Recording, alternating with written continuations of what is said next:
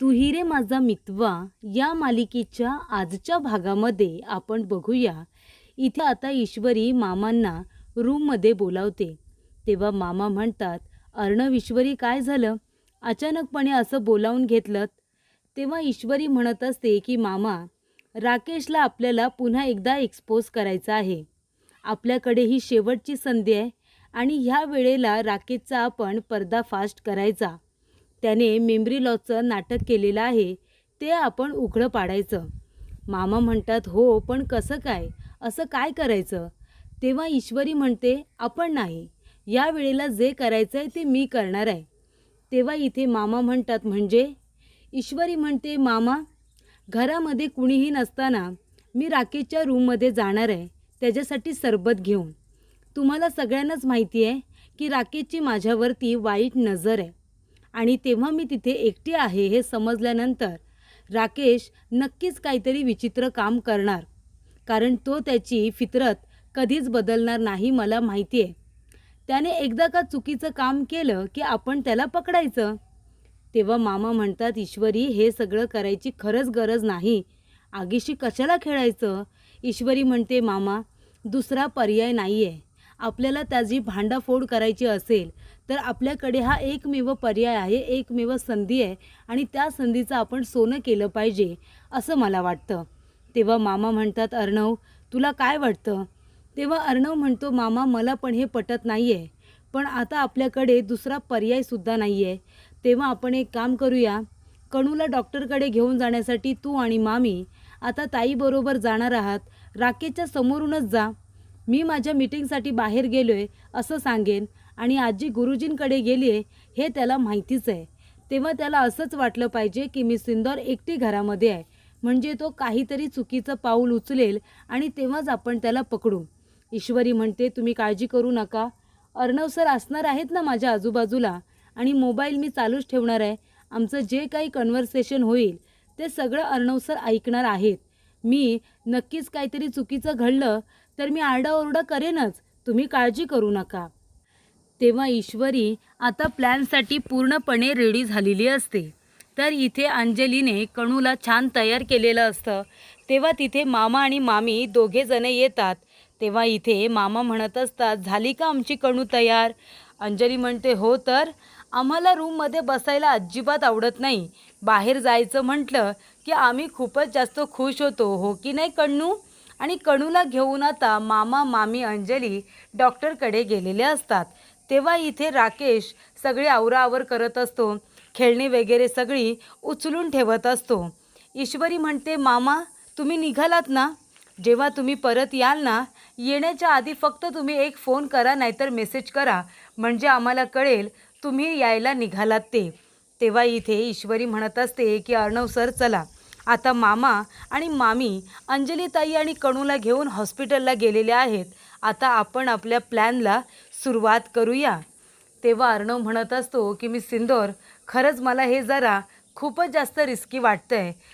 तुला एकटीला त्या राकेशच्या रूममध्ये पाठवणं म्हणजे मला भीती वाटते खरंच. तेव्हा ईश्वरी म्हणते, सर, फिकर नॉट, तुम्ही असाल ना माझ्या आजूबाजूला आणि मी तुम्हाला फोन करणार आहे की नाही, मोबाईल चालूच ठेवा ना, आम्ही काय बोलतोय काय नाही ते तुम्हाला कळेल. त्याने काही चुकीचं केलं तर तुम्हाला आवाज येईलच ना माझा. तेव्हा ईश्वरी म्हणते, सर, राकेशने आत्तापर्यंत खूप गुन्हे केलेत, त्याला त्याच्या गुन्ह्याची शिक्षा मिळायलाच हवी. तो जर मेमरी लॉसचं नाटक करत असेल तर त्याचं हे नाटक आपण सगळ्यांच्या समोर आणायला नको का. तेव्हा अर्णव म्हणतो, बरं ठीक आहे, पण प्लीज प्लीज तू तुझी काळजी घ्या, अजिबात इथे आता बेसावध राहू नकोस. तेव्हा अर्णव इथे बाहेर आता काम करण्यासाठी बसलेला असतो. त्याने कानामध्ये कॉर्ड लावलेले असतात जेणेकरून ईश्वरी आणि राकेशचं बोलणं त्याला ऐकू येईल. त्यानंतर राकेश आपल्या रूममध्ये काम करत बसलेला असतो. काम करून करून तो सुद्धा मेटाळलेला असतो, त्याचं अंग दुखत असतं. तो जरा इकडे तिकडे वळतो. तेव्हा तिथे ईश्वरी येते. ईश्वरी छान अशी तयार झालेली असते, म्हणजे ती सुंदरच दिसते नेहमीप्रमाणे, तशी आलेली असते. हातामध्ये ट्रे, त्याच्यावरती सरबताचं ग्लास आणि हातामध्ये मोबाईल, आणि मोबाईल तो सुद्धा चालू. तेव्हा ईश्वरीला बघून राकेश तिच्याकडे बघतो आणि म्हणतो, ईश्वरी, आणि लगेच म्हणतो, मॅडम. ईश्वरी, मॅडम, तुम्ही इथे. तेव्हा ईश्वरी म्हणते, हो, काम करून करून थकला असाल ना तुम्ही, तुमच्यासाठी सरबत घेऊन आले, घ्या ना, सरबत घ्या. तेव्हा राकेश तिच्याकडे बघतच राहतो. तो म्हणतो, सरबत आणलं, थँक्यू हां. खरंच खूप गरज होती सरबताची, कारण उन्हाळा पण किती आहे आणि त्याच्यामध्ये काम करून खरंच मी थकलो होतो. थंडगार सरबत आणलं त्यासाठी थँक्यू. तेव्हा ईश्वरी म्हणते, ठीक आहे, आणि ती आता सरबत देऊन तिथून जायलाच निघालेली असते. राकेश म्हणतो, खूपच छान. तेव्हा ईश्वरी उभी राहते. राकेश म्हणतो, काय हो ईश्वरी मॅडम, किती छान बनवले तुम्ही सरबत. म्हणायला गेलं तर फक्त सरबत, पण तुम्ही बनवलेत तर तुमच्या हाताची चव उतरली त्याच्यामध्ये, म्हणून ते अजूनच टेस्टी लागतंय. खरंच सांगतो, खूप छान बनलंय इथे सरबत. तुम्हाला सांगतो, तुम्ही बनवलेलं भेंड्याचं भरीत किती छान झालं होतं. मला तर खूप आवडलं होतं. खरं तर तुम्ही सुगरण आहात ईश्वरी मॅडम. अशी सुगरण बायको मिळायलासुद्धा नशीब लागतं. अर्णव सरांचं नशीब आहे तसं. किती छान छान पदार्थ बनवता तुम्ही. जे काही बनवता सगळ्या पदार्थाला खूपच जास्त चव असते. तेव्हा इथे आता एका बाजूला तो सरबत पीत असतो आणि अचानकपणे दरवाजा बंद होतो. राकेश म्हणतो, हे काय, दरवाजा का बंद झाला? तो जाऊन आता दरवाजा उघडतो आणि म्हणतो, आपण दोघेच घरामध्ये आहोत ना? घरामध्ये कुणीच नाही आहे का ईश्वरी मॅडम? ईश्वरी म्हणते, हो, घरात कुणीच नाही आहे. राकेश म्हणतो, आपण दोघेजणच घरामध्ये असताना दरवाजा असा बंद होणं बरोबर नाही आहे. जर कुणी पटकन आलं, त्यांनी जर आपल्याला दोघांनाच रूममध्ये बघितलं तर कुणीतरी चुकीचा अर्थ काढू शकतो. एकतर ज्या माणसाला काही आठवत नाही त्या माणसाला जर काही आठवलं किंवा कुणी काही पटकन बोललं तर त्याला त्रास होतो. त्यामुळे आता जर आपण बोलताना अंजली मॅडम आल्या आणि त्यांनी आपल्याबद्दल चुकीचा विचार केला तर हल्ली माणसाचं काय सांगावं, कुणी काहीही विचार करू शकतो आणि मला ते आवडणार नाही. तुम्ही समजू शकता ना मला काय बोलायचं आहे. माझं म्हणणं कसं आहे, म्हणजे कुठलीही दुसरी स्त्री असू दे, ती माते समान, परस्त्री माते समान, असं इथे आता राकेश म्हणत असतो. तेव्हा ईश्वरीला खूप आश्चर्य वाटतं. राकेश म्हणतो, ठीक आहे, आणि तो आता काम करत बसतो. ईश्वरी निघून आपल्या रूममध्ये आलेली असते. तेव्हा प्रेक्षकांनो, अर्णवला सुद्धा समजलेलं असतं की त्यांना जे अपेक्षित होतं तसं राकेशने काहीसुद्धा केलेलं नाही आहे. राकेश इथे फुल टू नाटक करतच असतो आणि मग काय इथे ईश्वरी निराश झालेली असते. ईश्वरी म्हणते की ह्या नालायक माणसाने आत्तापर्यंत इतकी वाईट कृत्य केली, पण त्याला काही शिक्षाच मिळणार नाही आहे का? त्याची जर आता याददाश्त गेली असेल तर त्याला शिक्षा तरी कशी देणार? तेव्हा अर्णव येतो आणि म्हणत असतो, मी सिंदौर, जसं आपल्याला अपेक्षित होतं तसं काहीच घडलं नाही ना? तेव्हा इथे ईश्वरी म्हणते, हो ना सर, म्हणजे तो असा बोलला ना की जणू काही हा राकेश कुणीतरी वेगळाच होता. म्हणजे प्रत्येक वेळेला मला बघितल्यानंतर तो कधीच इथे मला छेडायची त्याने संधी सोडली नाही. प्रत्येक वेळेला काही ना काहीतरी घाण बोलायचा, पण आज त्याने तसं काहीच केलं नाही. आज तो माझ्याकडे बघत असताना मला त्याच्या नजरेमध्ये किळसवाणं काहीच दिसलं नाही. नजरसुद्धा साफ होती आणि बोलणंसुद्धा साफ होतं. अर्णव सर, याचा अर्थ खरोखर त्याची याददाश्त गेलेली आहे. तेव्हा इथे राकेश हसतो आणि म्हणतो, काय अर्णव, ईश्वरी, माझ्यासाठी तुम्ही प्लॅन तयार केला होतात का? तुम्ही माझं भांडं फोडण्यासाठी काही ना काहीतरी शेवटची संधी शोधाल, शेवटचा प्लॅन तयार कराल, मला आधीपासूनच माहिती होतं. म्हणून तर मी तुमचा प्लॅन ऐकला आणि बरोबर मी माझा प्लॅन चेंज केला. तेव्हा इथे आता डॉक्टर म्हणतात की राकेश, हे काय चाललं आहे तुमचं? तुमची बायको प्रेग्नेंट आहे आणि तुम्ही तिलासुद्धा घाबरवलात. तुमच्या बाळाचासुद्धा विचार केला नाही तुम्ही. तुमच्यासारखा नीच माणूस मी अजूनपर्यंत बघितलेला नाही आहे. तेव्हा राकेश हसतो आणि म्हणतो, डॉक्टर, अहो डॉक्टर, कशी केली मी ॲक्टिंग? भारी ॲक्टिंग केली ना. अपघात होण्यापासून ते इथे ऑपरेशनपर्यंत सगळं काही अगदी खरं खुरं केलं. कशासाठी?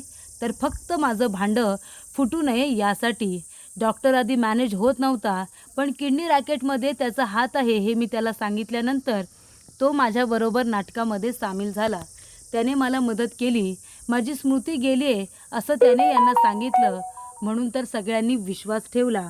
आणि आता तर काय माझी इंदोरी जिलेबी, तुला असं वाटलं की मी लगेचच तू आल्या आल्या काहीतरी चुकीचं वागेन का? असं मी काही करणार नाही.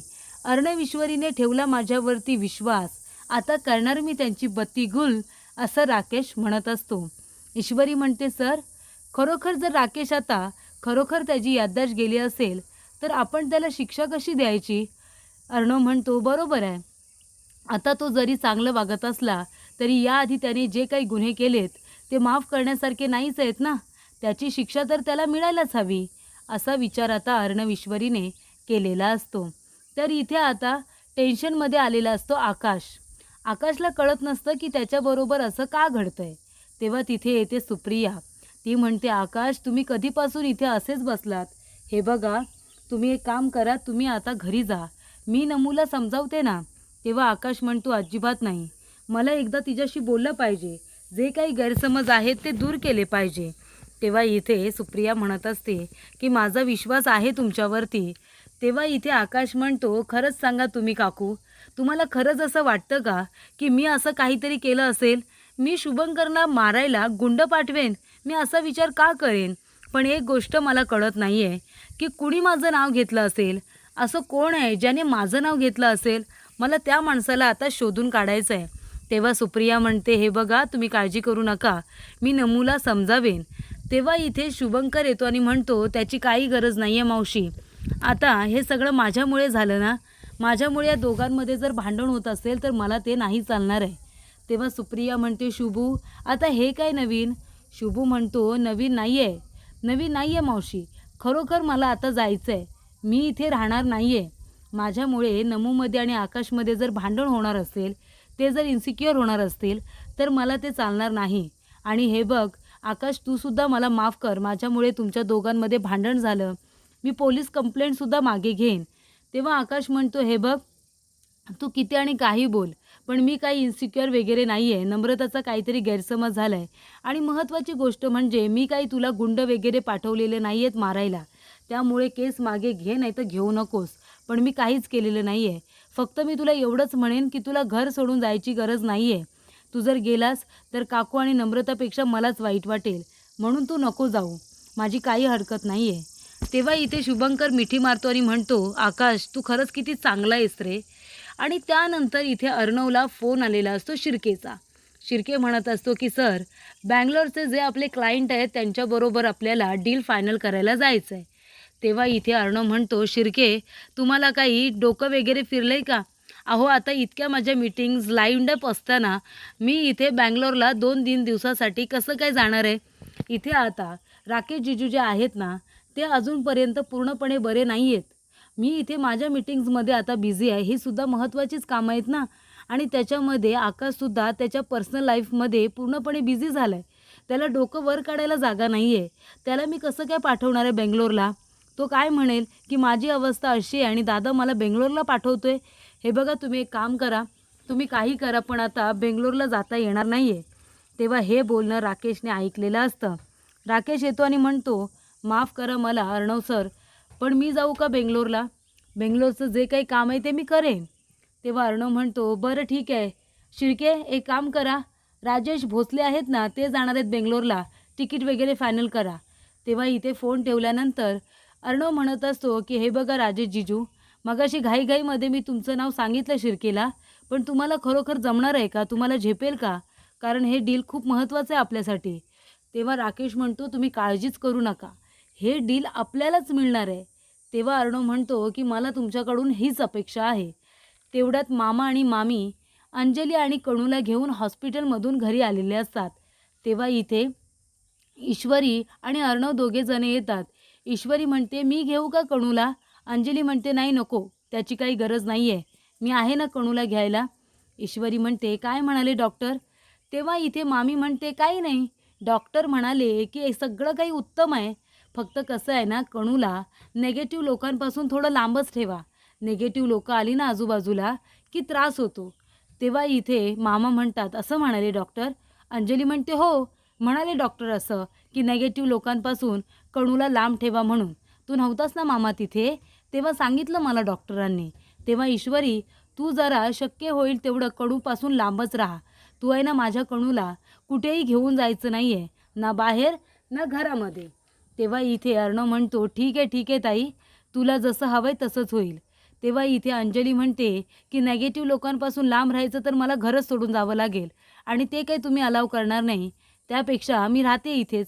तेव्हा इथे अर्णव म्हणतो की तू जा घरामध्ये, कुणीही कणूला घेणार नाही आहे, जा. तेव्हा इथे ईश्वरी पुन्हा एकदा म्हणते, अंजलीताई द्या, मी कणूला घेते, मी घरामध्येच नेते. अंजली म्हणते, सांगितलं ना एकदा कणूला हात लावायचा नाही म्हणून, अजिबात घेऊ नकोस तू. तेव्हा ईश्वरी इथे तिला फार वाईट वाटतं. तेव्हा मामी म्हणते की चल अंजली, आपण जावई बापूंकडे जाऊया. तेच या घरामध्ये असे आहेत ज्यांना मनापासून तुझ्या आणि कणूची काळजी वाटते. तेव्हा अर्णवला अंजलीच्या या बोलण्याचं आणि वागण्याचं खरंच खूप वाईट वाटतं आणि ईश्वरीला सुद्धा. तेव्हा मामा म्हणतात, ईश्वरी तू ठीक आहेस ना? आपल्या नाटकाचं काय झालं? राकेशने काही चुकीचं केलं का? ईश्वरी म्हणते, नाही ना मामा, काहीच चुकीचं नाही केलं. म्हणजे खरोखर त्याची याददाश्त गेली आहे. त्यानंतर इथे राकेश बँगलोरला जायला निघालेला असतो. तेव्हा तिथे अंजली आणि कणू दोघेजण येतात. तेव्हा अंजली म्हणते, काय हो, कुठे चाललात तुम्ही? तेव्हा राकेश म्हणतो की अंजली मॅडम, मी बँगलोरला चाललो आहे. अर्णव सरांनी मला बँगलोरला जाण्याची संधी दिली. एक खूप मोठं डील फायनल करायचं आहे. म्हणजे खरं तर त्यांनाच जायचं होतं, पण त्यांना खूप काम होतं म्हणून मीच म्हणालो की ही जबाबदारी तुम्ही मला द्या म्हणून. माझ्यावरती विश्वास ठेवून बघा, मी करेन. आणि त्यांनी मला ही संधी दिली, म्हणजे त्यांचा विश्वास बसलाय ना माझ्यावरती. तेव्हा अंजली म्हणते, हो ना, आता एवढी मोठी जबाबदारी दिले म्हटल्यावर विश्वास तर बसलाय. पण तुम्ही जा हां, फक्त काम तुम्ही व्यवस्थित लक्ष देऊन करा. आणि बेंगलोरला गेल्यानंतर मला एक फोन किंवा एक मेसेज करा पोचल्यानंतर हां. तेव्हा राकेश म्हणतो, बरं बरं ठीक आहे, मी तुम्हाला मेसेज करेन. तर पुढील भागामध्ये इथे आता आलेली असते ईश्वरी. ती म्हणते, अंजलीताई अजून उठला नाहीत. तेव्हा ती तिच्या डोक्याला हात लावते आणि म्हणते, अर्णव सर लवकर इकडे या, अंजलीताईंना बघा किती ताप आला आहे. तेव्हा अर्णव म्हणतो, काय? आणि तो सुद्धा चेक करतो तर अंजलीला ताप आलेला असतो. तर इथे मामी म्हणत असते, आकाश तू शांत हो ना. आकाश म्हणतो, नाही मम्मा, जोपर्यंत त्या गुन्हेगार लोकांनी माझं नाव का घेतलं, नक्की शुभंकरवरती हल्ला कुठल्या लोकांनी करायला सांगितला होता, हे जोपर्यंत मी शोधून काढत नाही ना, तोपर्यंत मी स्वस्थ बसणार नाही आहे. त्या लोकांना माझं नाव कुणी घ्यायला लावले हे सुद्धा मी शोधून काढणारच, असं आकाशने आता सांगितलेलं असतं. वल्लरी घाबरते. वल्लरीला वाटतं की आकाश काही बोलणार नाही, तो नम्रताबरोबरचं लग्न मोडेल. तसं काहीच होत नाही. उलट तो आता गुन्हेगारांना शोधायला निघतो. तेव्हा इथे मामा म्हणत असतात, डॉक्टर काही घाबरण्यासारखं नाही आहे ना? तेव्हा इथे अंजली म्हणते, मी बाळाला घेऊ शकते ना? तेव्हा इथे डॉक्टर म्हणतात, नाही अजिबात नाही, तुम्हाला ताप आहे, तुम्हाला बरं वाटत नाही आहे, त्यामुळे तुम्ही शक्य तेवढं बाळाला तुमच्यापासून थोडे दिवस तरी दूर ठेवा. ती म्हणते, अहो पण मी बाळाची काळजी कशी घेणार? तेव्हा ईश्वरी म्हणते, मी आहे ना, मी बाळाची व्यवस्थित काळजी घेईन. तेव्हा इथे अंजली म्हणते की तू बाळाची काळजी घे, पण जर माझ्या बाळाला काही झालं ना, तर या वेळेला मी तुला माफ करणार नाही आहे ईश्वरी. म्हणजे एकतर इथे बाळाला घ्यायचं, त्याची काळजी घ्यायची, त्याला सगळं भरवायचं आणि वरून ह्या अंजलीचे शब्दसुद्धा ऐकायचे. त्यानंतर प्रेक्षकांनो तरीसुद्धा इथे ईश्वरी गप्प बसते. अंजलीला ती काहीसुद्धा बोलत नाही. अंजलीचा आगाऊपणा दिवसेंदिवस वाढत चाललेला असतो.